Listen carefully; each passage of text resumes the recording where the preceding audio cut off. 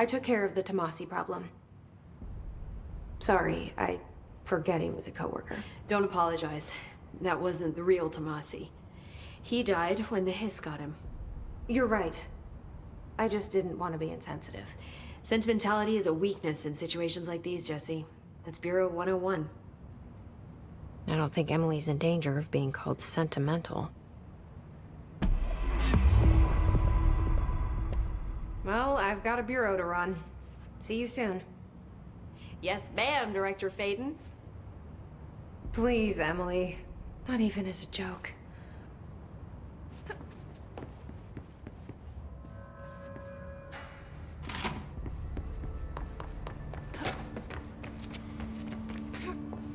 Director.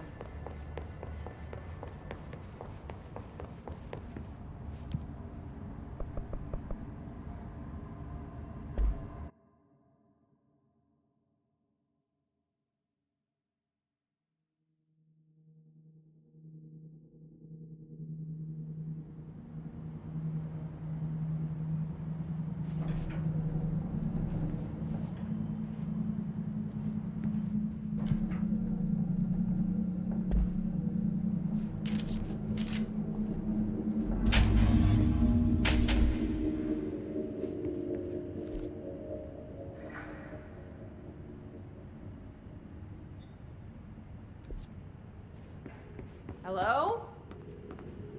Anyone here? Guess not.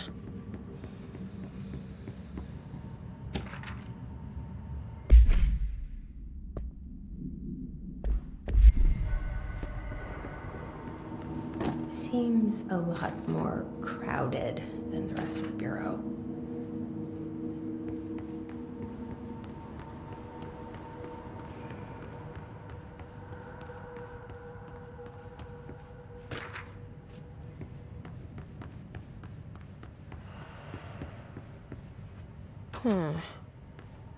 It's not working. Probably a loose power core somewhere.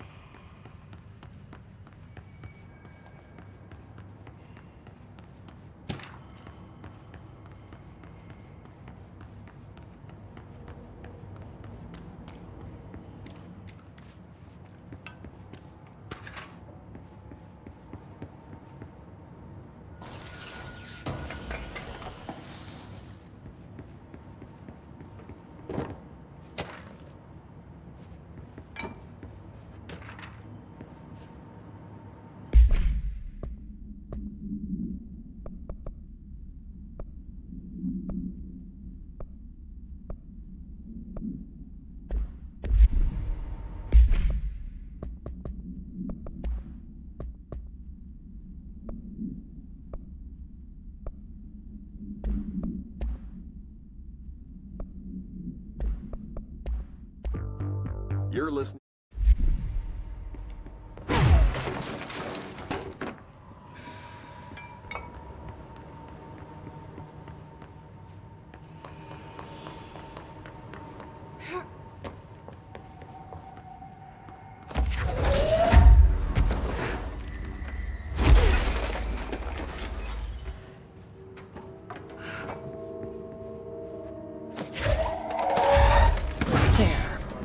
Now that gate should open.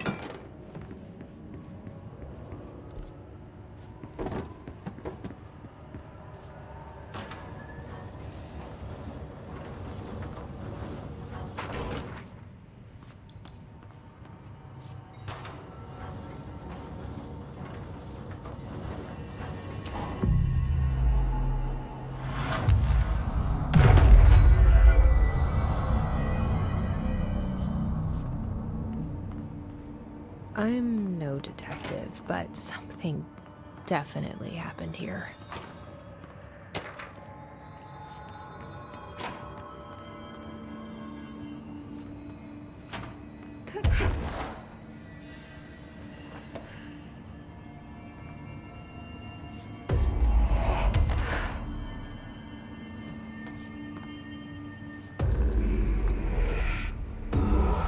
Do we know each other? This feels familiar. I can't seem to... I've forgotten it. I'm sorry. My name is Alan Wake.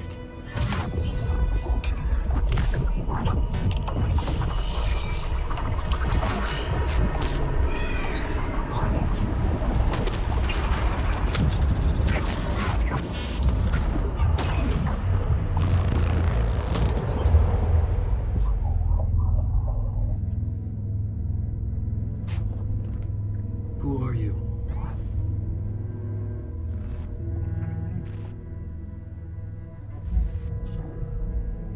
Who are you? Do I know you? I'm your friend Tom. Tom Zane. There's nothing to worry about. Tom. The poet. The diver. You look different. That was just a role. A character. The protagonist I played in my old film. I'm a filmmaker. An auteur like yourself. We're working on this together, remember? An artistic collaboration.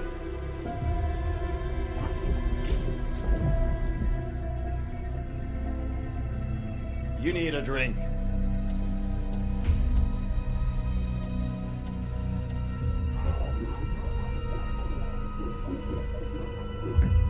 Gibt's.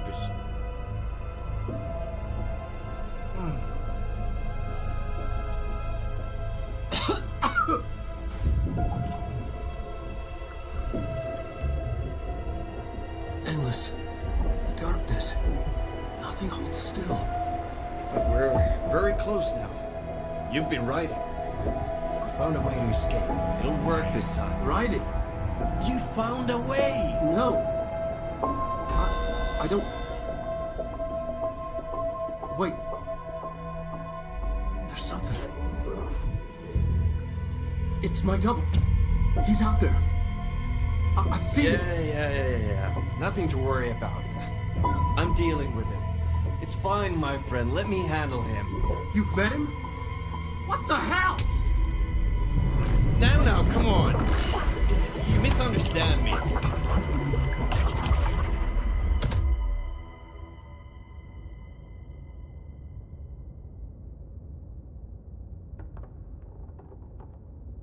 That was Alan Wake, the writer who went missing in that AWE case I read about.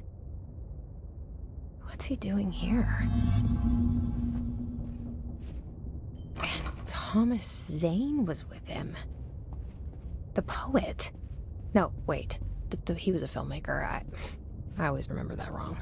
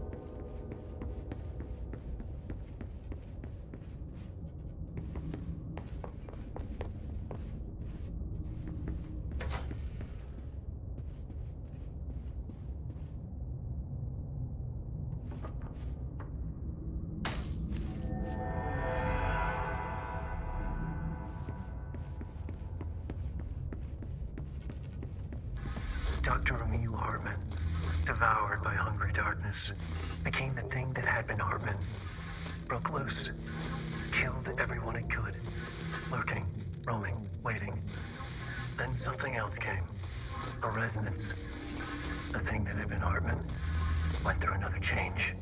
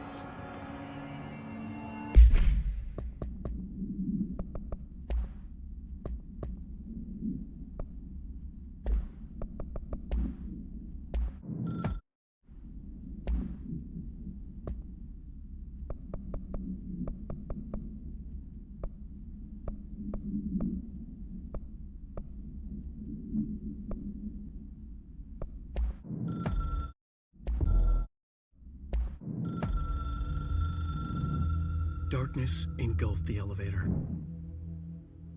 There was something there. A presence. Jesse Vaden could hear it. A call. It was faint, reaching for her from a dark place. Vaden was sensitive to visitations. She had them all the time. From her guiding star and the previous director. She was the perfect receiver. As if she'd been made for this. Vaden paused to feel it. The force at play here. It was changing things around her, subtle, trying to make her act. Vaden didn't like that. Her guide felt it too. Polaris didn't flare up in defense as with the hiss, so it wasn't all bad. Not a hostile transmission. It was powerful, but it was coming from far away, and made weak because of the distance. It was a distress call. Vaden sensed a drowning man, a man desperate to escape. She sensed something else, too. A hunger in the dark, not unlike the hostile resonance, waiting. She knew that desperate acts can have grim consequences. It was this, more than the man's despair, that made her follow the call. The elevator lights winked back on. The darkness receded like a memory. There was a new button on the elevator control panel. Investigation Sector. Vaden pressed the button. The elevator doors slid shut with practiced bravado.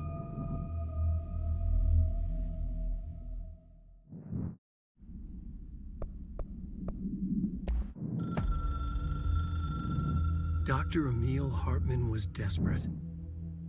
The Federal Bureau of Control had stolen his life's work. This was his last chance, his final experiment. What he'd been too scared to do before. Hartman dove into the lake, was taken, devoured by hungry darkness, became the thing that had been Hartman. Only an echo of him remained, fragmented impulses on autoplay, violent, bloodthirsty darkness in the driver's seat. Emerging from the lake, the thing was captured by the FBC, brought in, contained, studied. The thing broke loose, killed everyone it could. The FBC fell back and sealed the sector. The thing was alone in the dark, lurking, roaming, waiting. Then something else came. Not darkness, but similar enough.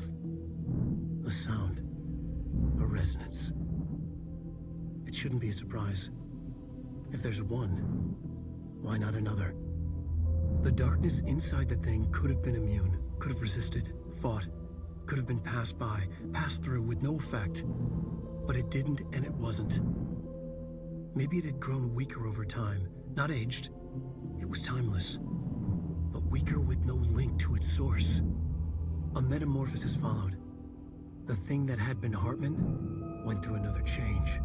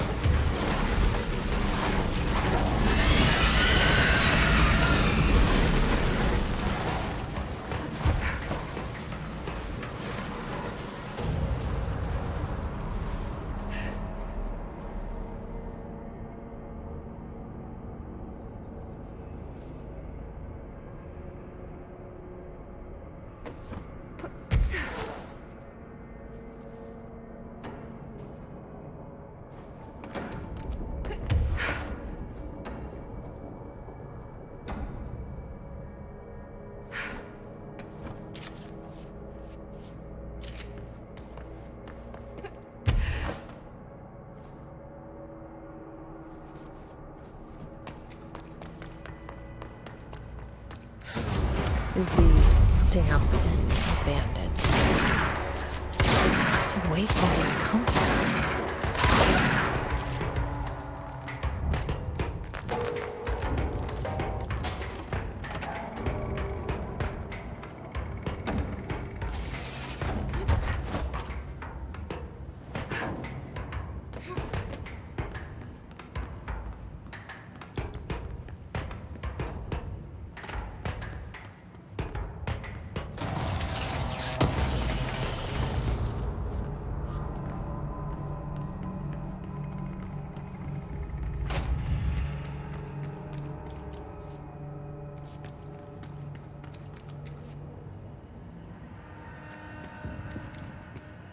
That doesn't look like a house shift.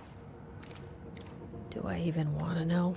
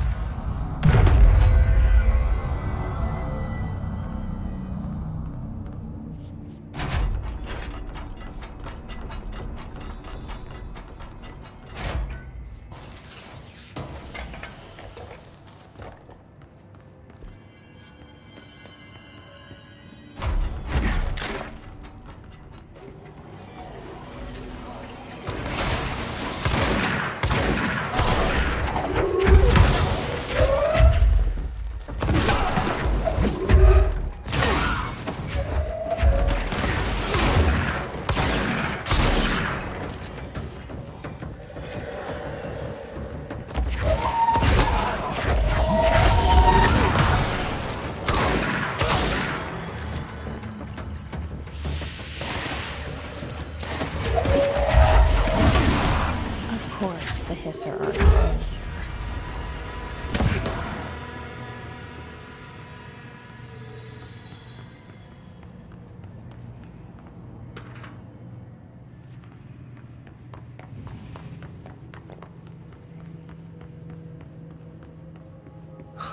Whoa. Looks like the house has gotten a little wild in here.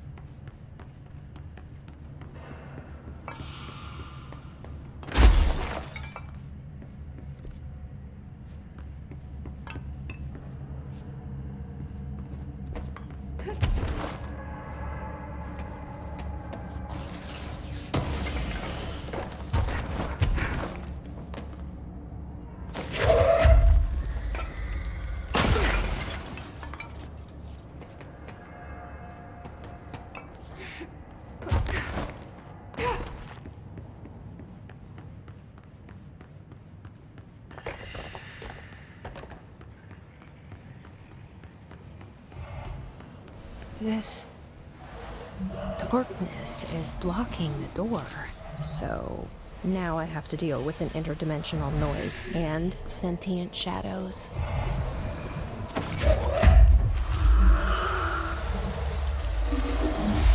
Light burns it away, huh? Makes sense.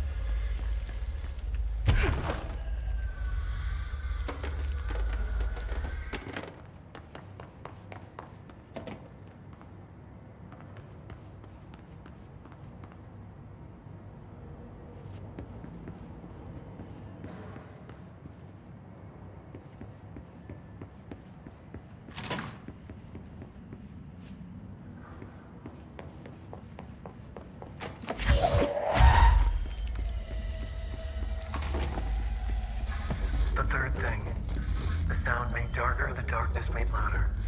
Hartman was stretched, like a worm through time. The third thing was a monster. Now we crashed out of darkness toward Faden.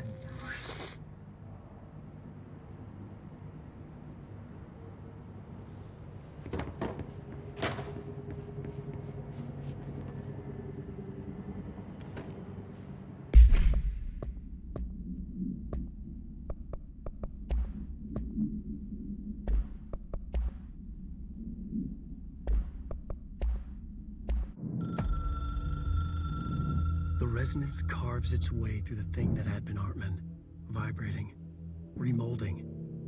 The sound changes the darkness, and the darkness changes the sound. They both changed what remained of Hartman. They all turned into something else. A third thing. The sound made darker. The darkness made louder. Hartman was stretched. Stretched as anyone when seen from out of time, like a worm through time. Almost an Ouroboros, a spiral, a maelstrom. The gravity well of a black hole, twisting inward, tightening, taking you deeper and deeper to the bottom, the heart, and through to the other side. The third thing said, when you hear this, you will know you're in new you. He said, we build you till nothing remains. He said, under the conceptual reality, behind this reality, you must want these waves to drag you away. He said, baby, baby, baby, yeah, orange peel. The third thing was a monster. He'd tear apart any ordinary person crossing his path. Now we crashed out of darkness toward Faden. There was nothing ordinary about Faden.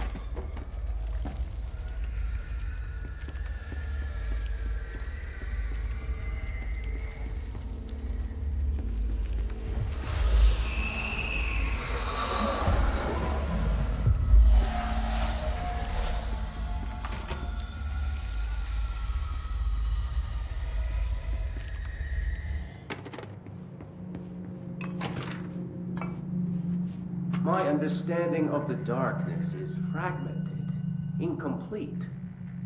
This abyss, this void, it very much does not wish to be understood. If light symbolizes knowledge, then it stands to reason that darkness would equate to ignorance. By its very nature, it abhors comprehension. Of course, my own nature drives me to comprehend all. We are opposing forces, destined to collide. And given this conflict of natures, we know that the light of truth will burn away the darkness, both figuratively and literally. Any significant light source can be used as protection, even weaponry against this metaphysical gloom. And then there are the artists. I know for a fact that Tom, Wake, the Anderson brothers, and Lane all had some involvement with the darkness. The question is whether their uncanny ability to affect reality through their art beckons the darkness, or did their work perhaps even create it? With Wake now secure in my lodge, I expect I shall grow closer to learning the answers to these questions.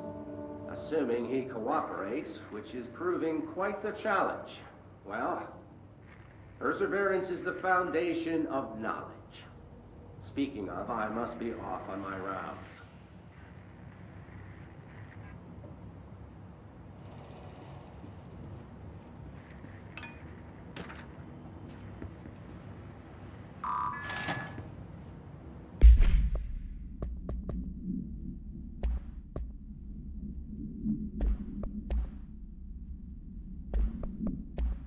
My understanding of the darkness is fragmented.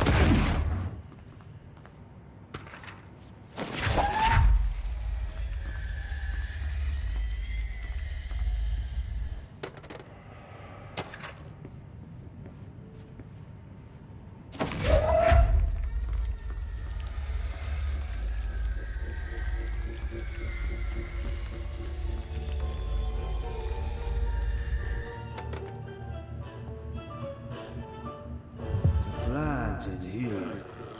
Here is getting bad. Darkness everywhere. New day, same old bloody city, said the old place. Like tar but good for nothing. Get rid of it.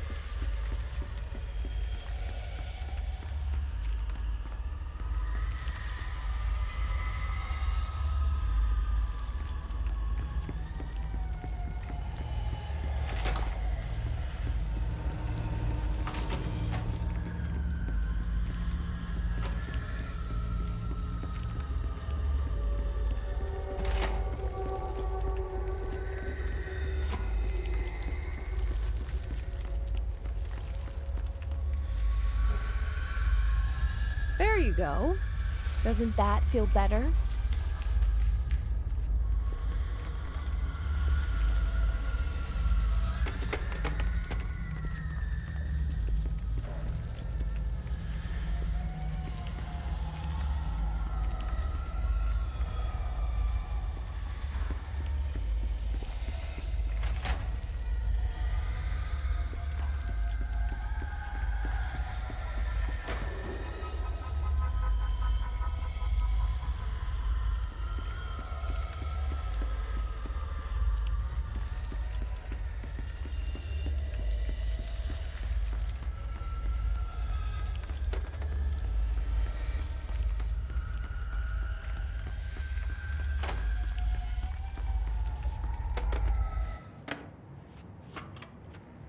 Reminder, all employees are required to report their hours at the end of each month. The Federal Bureau of Control maintains that time is not subjective, and hours passed on alternative planes cannot be claimed. Astral dives do not accumulate overtime compensation. Thank you for your attention.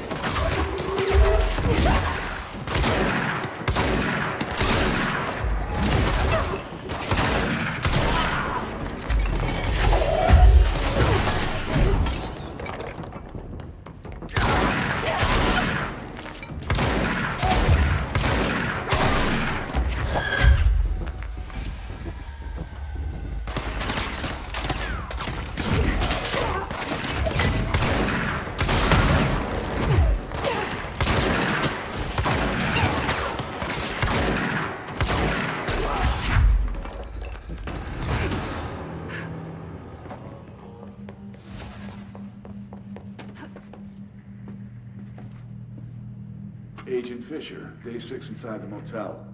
Utilized surveillance methods are as follows. Fiber optic cameras slid under the individual room doors, motion detectors in the lobby area. Tripwire, triggering a flash camera across the main entrance, even fingerprint powder on the front desk. Results are varying at best, but mostly just inconclusive and unusable. The footage is corrupted. Sometimes even the equipment is damaged. I don't know how, exactly. I think this place is making fun of me. That's the only explanation. I can hear them laughing and screaming behind the closed doors. I can hear the call bell going ding multiple times a day, but when I look, there's no one there. I know I'm supposed to stay out of sight, but I've seen the doors closing just before I can catch even a glimpse of anyone or anything. They're messing with me, whoever they are. I think... Wait, shh. There's something. I gotta get this. Gotta get the cable out. Come on, you fiber optic fuck, cooperate. Okay, there we go.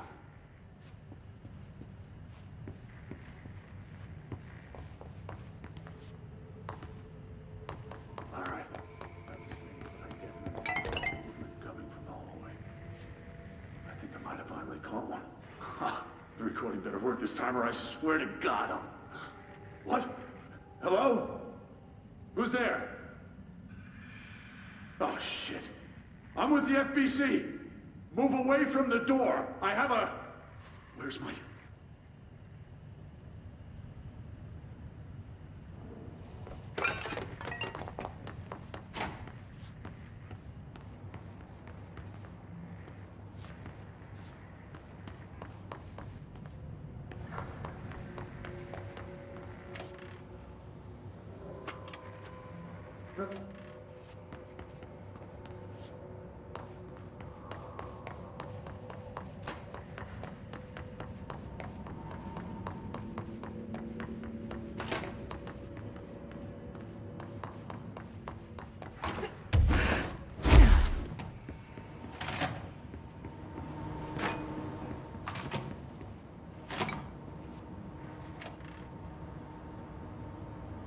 My understanding of the...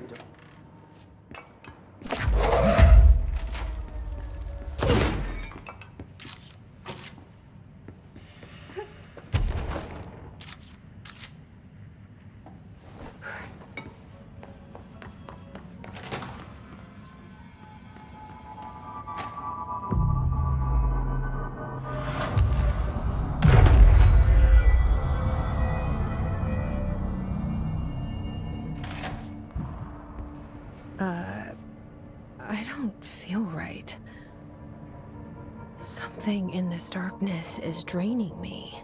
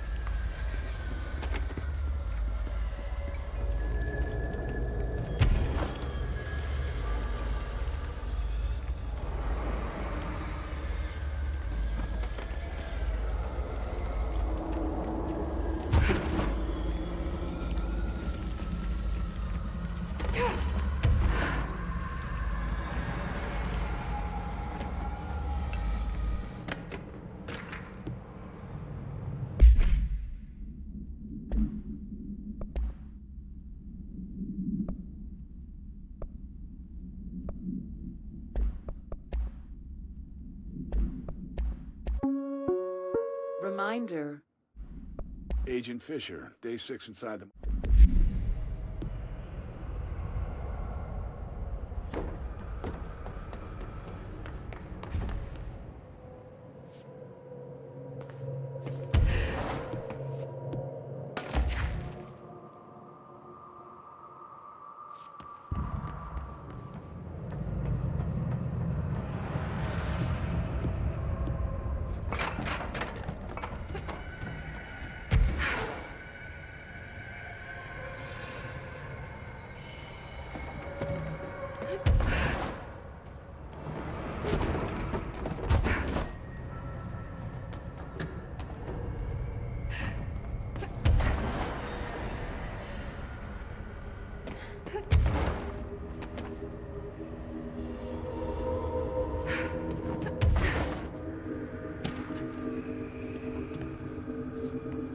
Brian Hennerman, 21 years old, resident of Southern Texas. I'm sorry, ma'am, but I really don't understand why I'm here. You know what you did, Mr. Hennerman. I do? Tell me about Delivery Disaster. The movie? I mean, it wasn't very good. That's not what your review said, but we'll come back to that. Tell me where you got the movie from. Movie night with a, a K, not an N, not night like nighttime, but... Who contacted you? Who told you to review that film? No one. I just did it because it looked obscure. I didn't even like the movie. I shouldn't have given such a high score, but reviewing obscure films makes you look smart. And I thought if I looked smart, I would get listeners. My podcast would take off and I could move out of my parents' basement and maybe even go to college and get a film degree like I've always wanted to. I swear. I swear, I swear, I swear. Okay, the kid doesn't know shit. I'm ending the session.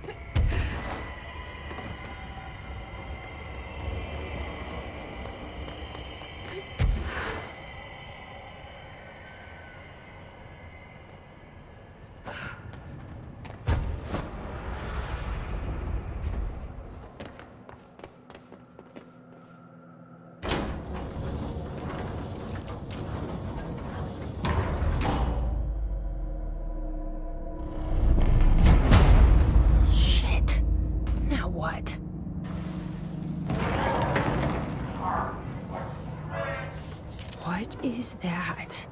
Empowered by ugly darkness. Come on, elevator, time to go. Dr. Emil Hartman was desperate. Fuck! Nothing even touches it. You don't like the light. I can use that.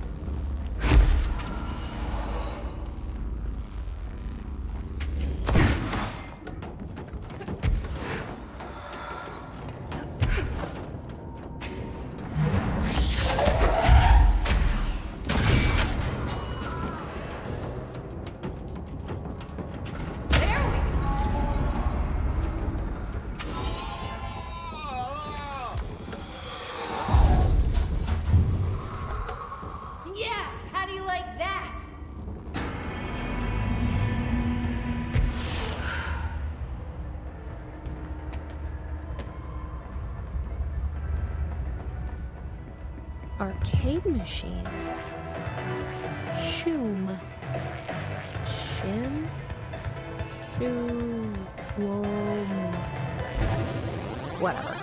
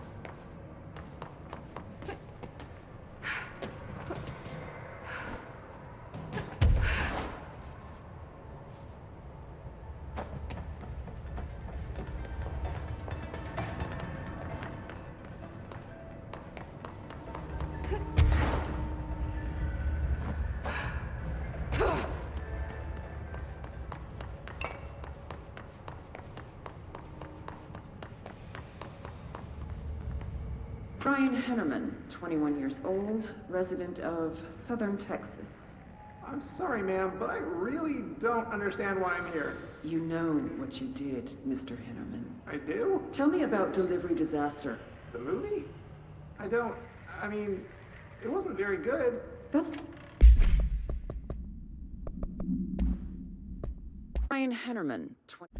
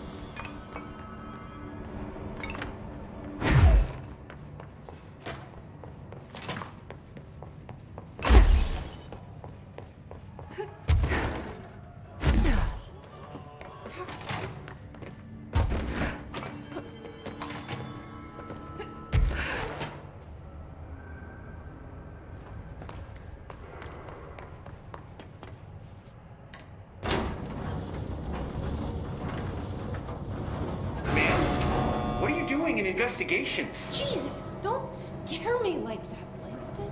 If you're talking right now, I can't hear you. It's a one-way system. Try to find an intercom.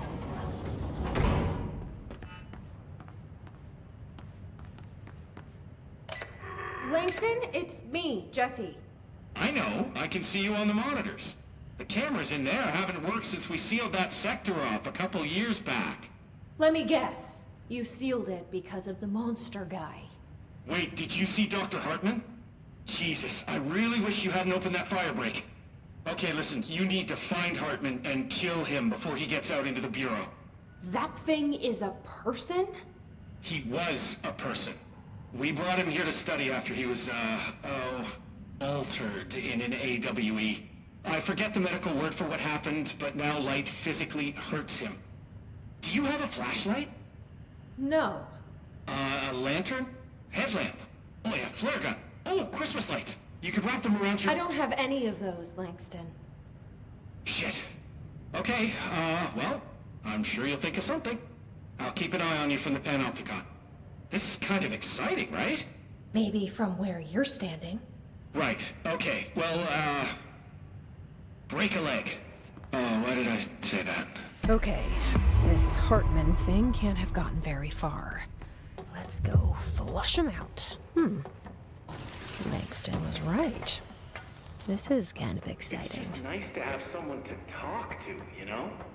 Ever since I got put in charge of the Panopticon, people treat me different, like I'm crazy for wanting to work with altered items. People just don't understand the altered items like I do, you know? I don't want to brag, but it does take a very empathetic mind to connect with the items. Doesn't want to brag. People are making it so personal. Right. I mean, the teams in research handle paranatural materials every day, and no one thinks they're weird. Well, maybe that's not true. Darling is famous for being a bit out there, but when he's weird, it's charming. Altered items really aren't that frightening once you get to know them. If you figure out what they like or don't like, you know, what sets them off, then there's nothing to worry about.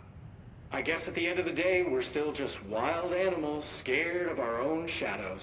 We're supposed to be on the same team, but sometimes it feels like it's every department for themselves, like it's a race and we're all trying to be number one.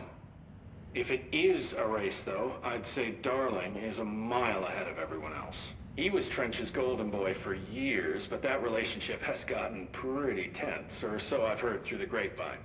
Not that I spread rumors, just, you know, people talk. Not me, though. I keep my nose to the grind.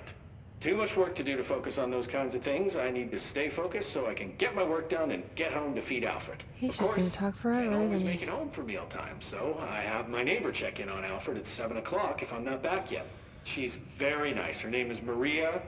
She's older. She came to New York in the 50s to attend school and has been here ever since. She has a couple of kids. I met them at Thanksgiving. Big family. Very nice people.